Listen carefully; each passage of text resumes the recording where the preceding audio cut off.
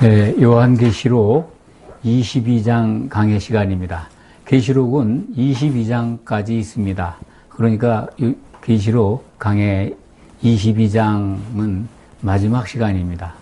참 쉬운 요한계시록 강해라는 타이틀을 가지고 시작한 지 어느덧 이제 22장까지 왔습니다. 쉽다고 말씀을 드렸습니다만 사실은 처음 듣는 분들은 매우 어려울 수도 있습니다. 사실은 쉽게 기록되어 있는데 우리가 많은 것들, 선입견을 가지고 보기 때문에 어려운 부분도 있습니다. 우선은 이렇게 아주 핵심되는 부분을 가지고 강해를 했습니다. 기회가 된다면 지금까지 들은 내용을 중심으로 해서 더 깊은 내용까지 설명드릴 기회가 있을 겁니다. 또 부분적으로도 이렇게 1장부터 22장까지 쭉 연달아서 말씀을 드린 것과는 별개로 필요할 때마다 핵심적인 사항을 자세하게 설명드리고 함께 그 하나님이 주신 은혜를 나눌 기회가 있을 거라고 봅니다. 계시록의 목적, 요한계시록, 곧 성경의 마지막 책, 하나님이 우리에게 주신 마지막 예언, 이 부분을 꼭 기억하시기 바랍니다. 목적과 마지막 예언서라는 것을 기억하면 신앙생활하는데 큰 어긋남은 없을 겁니다. 하나님의 목적이 뭔가? 우리로 하여금 이기는 자가 되라는 겁니다. 성도로서 승리하라는 것. 그 목적이 계시록을 주신 하나님의 뜻이 그 목적이라는 겁니다. 또한 계시록을 통해서 우리가 무엇을 발견해야 하는가 하는 것을 한번 생각해 보고 싶습니다. 요한계시록이 마지막 예언이라는 그 대목, 그것을 꼭 기억해야 하기 때문에 그렇습니다. 마지막 예언이라고 하는 것은 더 이상 하나님께서 새로운 예언을 통해서 우리에게 알려주실 것이 없다는 뜻입니다. 마지막 예언이라고 믿지 않기 때문에 많은 사람들이 신비한 예언을 받고 세상에서 만나지 못하는 걸 찾으려고 애를 씁니다.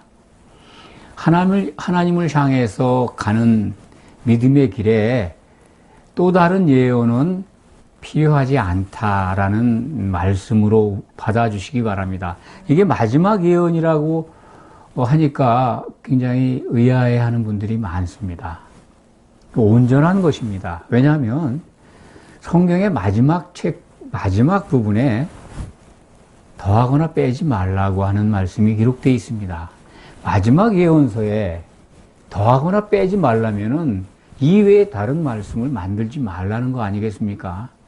그것만 기억하신다면 하나님이 주신 요한계시록을 우리에게 주신 성경을 주신 목적과 똑같습니다. 그 목적, 그리고 마지막 예언서라고 하는 것을 왜 이게 마지막 예언서인가, 그것을 이해하고 있다면 우리는 쉽게 말씀을 드리면 이상한 데 빠지거나 또 뭐 예언 기도를 받아야 된다고 하는 그렇게 선동하는 무리들 가운데 빠지지 않을 거라고 저는 생각을 합니다. 하나님의 말씀은 참으로 논리적입니다. 정말로 정확하고 이성적으로 봐야 됩니다. 아주 과학적입니다. 합리적입니다. 그리고 상당 부분 상식적입니다. 그걸 넘어서 정말 신비로운 것을 추구하고 또 다른 예언을 향해서 나간다면 헷갈리는 믿음 생활을 하게 됩니다. 그러한 불행은 결코 이기는 자의 길을 갈 수 있다라고 저는 생각하지 않습니다. 22장까지 오는 동안에 요한계시록의 목적을 늘 말씀을 드렸습니다. 이기는 자가 되라고 하는 하나님의 뜻이 담긴 책이다. 이기는 자가 누구인가? 새 예루살렘 성의 성벽이 되는 성도들입니다. 이 시대에, 신약 시대에 그리스도를 향해 나왔다면 반드시 혼인잔치에 참여하는 이기는 자가 되어야 합니다. 물론 성 안에 성으로 들어가는 생명책을 통해서 구원받는 사람들도 있습니다. 그것은 이 시대의 성도라면 상상할 수 없는 일입니다. 우리의 믿음의 목표는 변함이 없습니다. 주님 오실 때 혼인잔치에 들어가는 겁니다. 21장까지 해서 새 예루살렘 성의 외곽 광경을 보았습니다.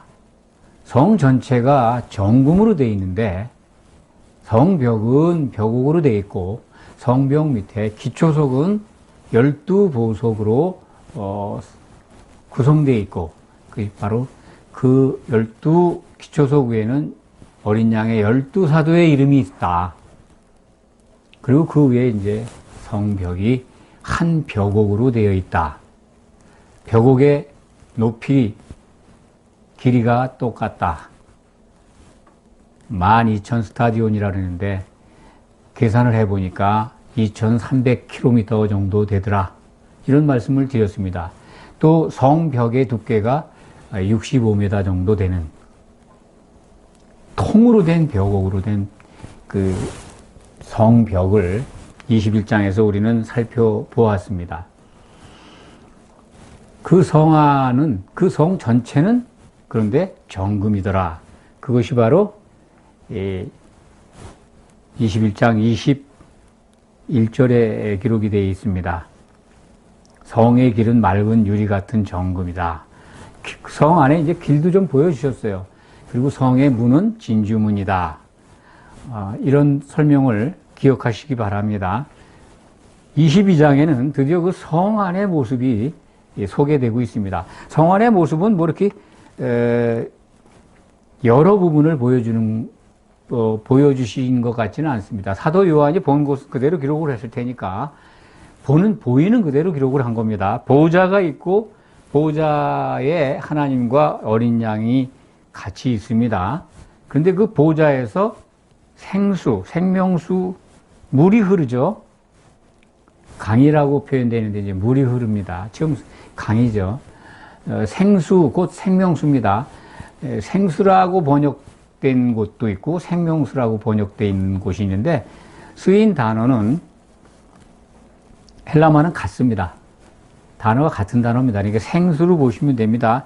요한계시록 7장 37절에서 39절에 보면 그 생수는 바로 성령이라고 설명되어 있습니다. 그러니까 성령이 하나님의 보호자에서 성령의 강이 흐르고 있는 것을 우리는 여기서 발견할 수 있습니다. 창세기 1장 1절에 태초에 하늘들과 땅을 창조하신 하나님, 엘로힘이죠. 삼위일체 하나님이 일을 하셨습니다. 태초에 하늘들과 땅을 창조하셨는데 그 삼위일체 하나님이 성경 맨 마지막 장 계시록 22장 1절에 삼위일체 하나님으로 우리에게 보여지고 있습니다. 보호자의 아버지와 아들과 성령이 함께 있지 않습니까? 22장 1절에 보면 하나님과 및 어린 양의 보호자인데 거기에서 생수가 흘러나오고 있지 않습니까? 그러니까 삼위의 하나님이 함께 계신 것을 우리로 하여금 알게 하는 겁니다. 그렇기 때문에 삼위일체를 부정하는 것은 정말 성경적이지 않은, 그래서 많은 사람들이 교단에서 이단이라고 하죠. 삼위일체를 부인하면 이단이라고 합니다. 2절에 보면 길 가운데로 흐르더라. 성의 그 길 가운데로, 길이 있는데 그 길 가운데로 강이 흘러요. 강 좌우에는 생명나무가 등장합니다. 창세기 이때 생명나무가 에덴 동산에 설치가 돼 있죠. 그러니까 생명나무가 다시 등장했다는 것은 이게 에덴 동산이 회복된 것을 알 수가 있습니다. 그걸 발견하시면 참 성경을 보는 지혜가 뜰이 띄었다 이렇게 말씀드릴 수 있습니다. 에덴 동산은 언제 없어졌을까요? 노아 홍수 때 없어졌다고 봐야 합니다. 그때 완전히 지구의 지형이 바뀌죠.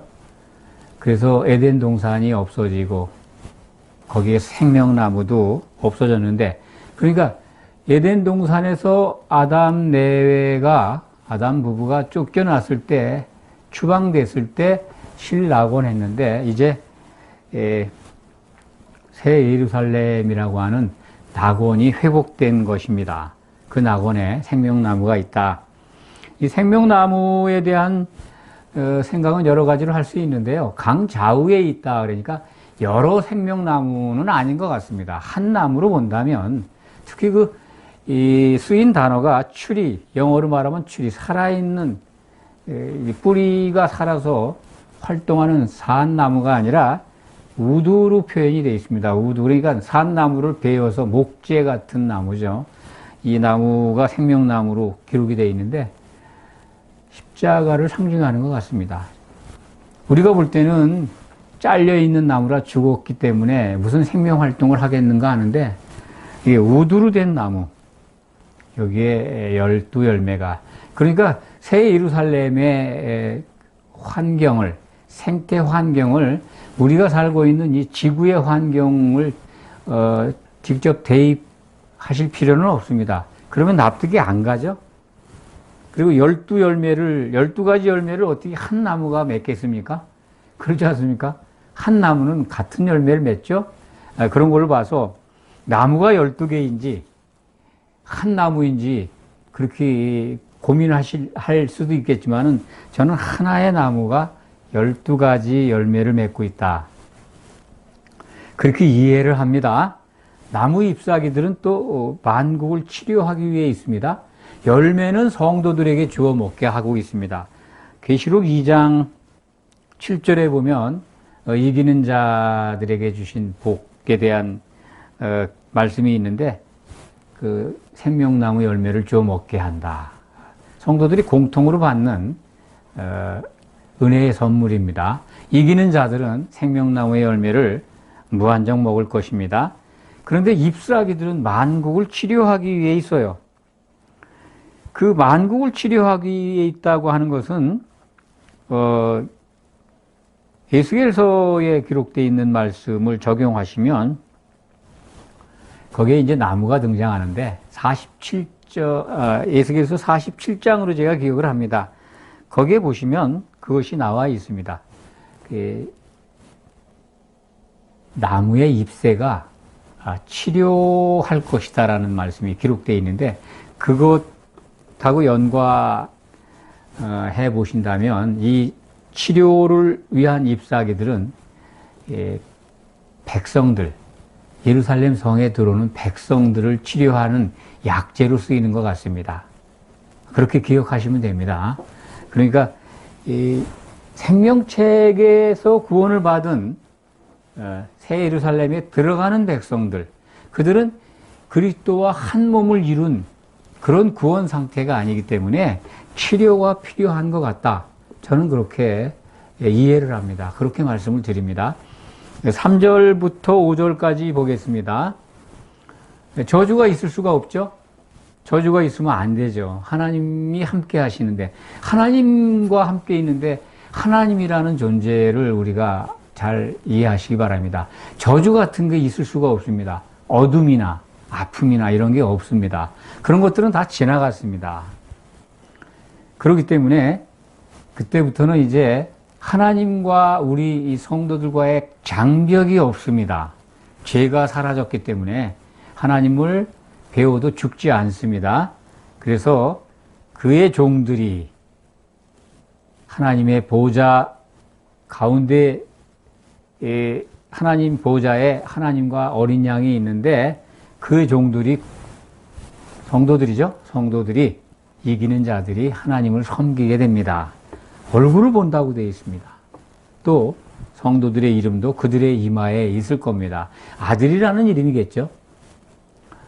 다른 이름을 생각해 볼 수가 없을 것 같습니다. 하나님과 함께 하니까, 아버지와 함께 하니까 아들이라는 이름이라고 저는 생각을 합니다. 5절에 보면 밤이 있을 수 없죠. 참빛인 하나님, 등불은 이제 어린 양이 등불이라 그러고, 햇빛, 빛은 이제 하나님의 빛이죠.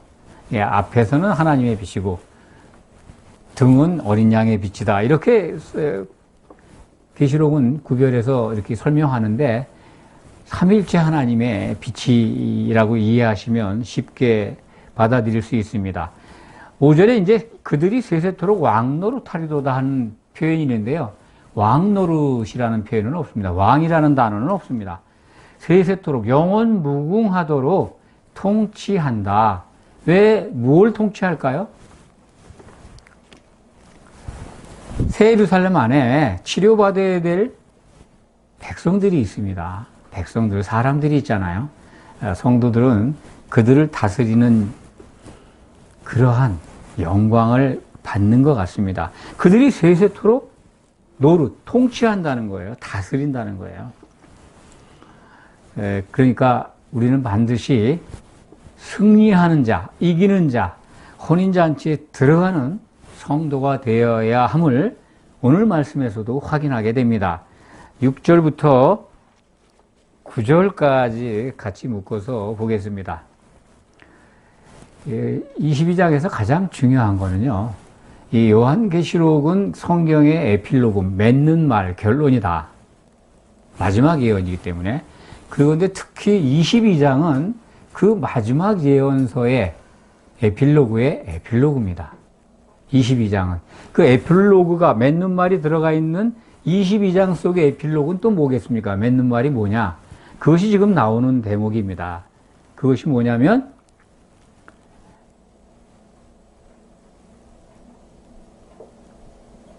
속히 오리라고 하신 말씀입니다. 22장 7절의 말씀이죠. 내가 속히 오리라. 내가. 드디어 예수님이 등장합니다. 천사들이 계속해서 와서 요한에게 뭘 보여주고 뭘 명령하고 또 같이 데리고 또 과거로 갔다 미래로 갔다가 또 그 당시에 현재로 갔다 이렇게 했는데 이제 드디어 예수님이 등장해서 말씀을 하시는 겁니다. 6절에 보면 또 그가 내게 말하기를 이 말은 신실하고 참된지라 주고 선지자들의 영의 하나님이 그 종들에게 반드시 속히 되어질 일을 보이시려고 그의 천사를 보내셨도다. 천사를 통해서 말씀하셨어요. 보라 내가 속히 오리니 이 두루마리의 예언의 말씀을 지키는 자는 복이 있으리라 하더라. 예수님의 말씀을 하고 있습니다. 천사인데 8절에 보면은 이것들을 보고 들은 자는 나 요한이니 내가 듣고 볼 때 이 일을 내게 보이던 천사의 발 앞에 경배하려고 엎드렸더니 그가 내게 말하기를 나는 너와 내 형제의 선지자들과 또 이 두루마리의 말을 지키는 자들과 함께 된 종이니 그리하지 말고 하나님께 경배하라 하더라. 이 말하는 천사가 누굴까요? 바로 예수님입니다. 예수님의 일을 대행했던 천사인데 그 예수님이라는 거예요. 지금 나는 너와 같이 너와 네 형제 선지자들, 이 선지자는 이제 사도로 이해하시면 됩니다. 사도는 그 신약 시대의 선지자니까요. 네 형제들과 같이 된 종이라는 거예요. 형제. 요한복음 20장 기억하실 겁니다. 20장 17절에 예수님이 부활하시면서 첫 번째 만난 여인이 막달라 마리아입니다. 그 마리아에게 내 형제들에게 가서 내가 살아났다 전해라 라고 하신 말씀을 기억하시기 바랍니다. 예수님이 부활하신 다음에 맏아들 되신 다음에는 사도들을 형제라고 부르셨어요. 그 형제, 바로 우리도 예수님 때문에 예수님의 형제가 됐습니다. 그래서 하나님의 아들이라는 이름을 받게 될 겁니다. 이마의 이름을 받게 되지 않습니까? 계시록 22장 4절에 그 놀라운 복이 실천되고 있음을 약속받고 있지 않습니까? 그러니까 여기서 절을 하려고 그러니까 내게 절하지 말아라. 내 형제다 너는. 그러니까 아버지 하나님만 경배하라. 여기서 이제 이 8절 9절을 꼭 기억하시기 바랍니다. 지금까지 요한을 데리고 다니면서 보이고 가르치고 설명한 예수님과 똑같은 일을 한 천사, 이제 실체가 누구인가를 지금 공개하고 있는 장면입니다. 실질적으로 22장에 그 천사가 예수님이 등장해서 말씀을 하는 대목이 16절에 나와요. 16절에 자기 자신을 나 예수는 하고 선언합니다. 기억하시고 16절에 가서 또 설명을 드리겠습니다. 6절에서 9절 사이에서 꼭 기억해야 될 말씀, 예수님의 등장과 함께 내가 속히 오리라. 22장의 에필로그, 요한계시록의 에필로그가 22장인데 에필로그의 에필로그는 내가 속히 오리라고 하신 말씀입니다. 22장의 결론입니다. 핵심 키워드입니다. 내가 속히 오겠다. 반드시. 우리는 이것이 가장 큰 소망입니다. 예수님이 다시 오셔야 모든 게 이루어집니다. 모든 게 다 성취됩니다. 다시 오실 때 그리스도의 심판대에서 승리한 자가 되어서 혼인잔치에 들어가는 것이 우리 신앙의 꿈입니다. 10절의 말씀 꼭 또 기억해야 될 말씀입니다. 임봉하지 말라는 겁니다. 요한계시록의 모든 말씀 임봉하지 말아라. 다니엘서 12장 제가 9절로 기억을 하는데 12장 9절은 다니엘서를 세상의 마지막 때를 일러주신 구약의 하나님의 예언을 담은 책입니다. 다니엘에게 주신 말씀인데 임봉하라고 명령하십니다. 봉함하라는 거예요. 보아도 모른다는 겁니다. 근데 다니엘서를 보고서 계시록을 풀려고 하니까 어렵습니다. 다니엘서 봉함해서 보지 않아도 되는 걸로 했는데 그걸 얼마나 연구들을 많이 했습니까? 신약성경 요한계시록이 등장하지 않으면 다니엘서를 정확하게 이해할 수 없습니다. 이제는 이 임봉하지 않은 요한계시록을 통해서 임봉된 다니엘서를 정확하게 이해할 수 있습니다.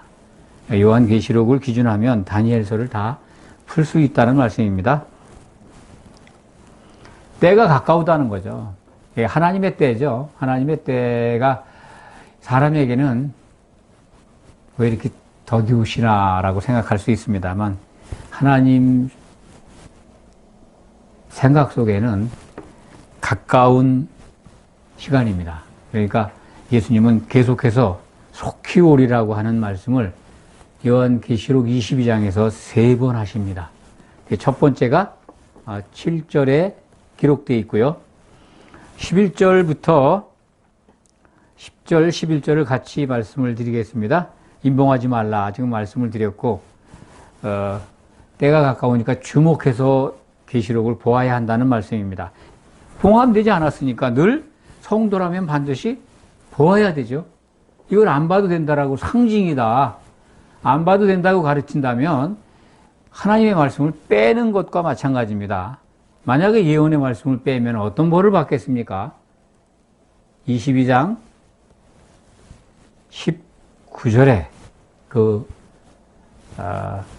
처벌이 나와 있습니다. 10절 말씀드렸고 11절에는 이 부분을 잘 새김질하시기 바랍니다. 불의를 행하는 자는 그대로 불의를 행하고 더러운 자는 그대로 더럽고 의로운 자는 그대로 의를 행하고 거룩한 자는 그대로 거룩하게 하라. 한 생명이라도 다 구원해야 되는데 그렇죠? 그건 맞습니다. 그런데 이거 우선 교회에 주신 말씀입니다. 성도들에게. 교회에 들어온 자 중에 불의를 행하는 자가 생길 수 있습니다. 더럽게 되는 사람이 있을 수 있습니다. 그대로 두라는 거예요. 우리들의 전도의 방향이나 지금까지 교회가 가르치는 것과 다르지 않습니까? 얼마나 애를 씁니까? 교회를 이탈해서 나가서 세상으로 나간 사람들을 돌이키기 위해서 얼마나 기도를 열심히 하고 그를 설득하려고 하고 권면하고 합니까? 다른 성경에서는 뭐 이달에 빠진 자를 두어 번 설득하고 권면해서 안 들으면 교회 밖 사람처럼 여기라 그런 말씀도 있습니다만 오늘 말씀 교회에 들어왔는데 의롭게 되는데 불의를 행해요. 더러워졌어요. 그리스도의 피로 옷을 씻었다가 다시 더러워지면 회개하는 수밖에 없잖아요. 근데 그대로 버려두라는 겁니다. 우리들은 어쩌면 이 말씀을 너무나 무시하고 있지 않나 그런 생각을 해요. 인간적인 안타까움 또는 그것이 전통적으로 내려온 전도 또 형제 사랑으로 생각하기 때문에 그런데 하나님은 얼마나 냉정하신지 모릅니다. 하나님이 책임지시겠다는 거예요. 그 생명에 대해서 걱정하지 말라는 거예요.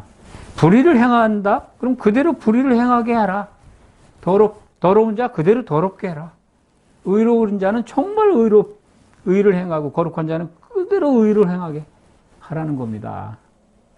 이 부분을 우리가 좀 더 성경 속에서 하나님의 뜻과 목적을 향해서 나가는데 적용하시기 바랍니다. 12절부터 14절까지 같이 보겠습니다. 또다시 내가 속히 오리라고 하십니다. 예수님이 얼마나 속히 오고 싶어 하십니까? 근데 왜 못 오십니까? 그거 베드로 후서 3장 9절에 보면 이런 말씀이 있죠.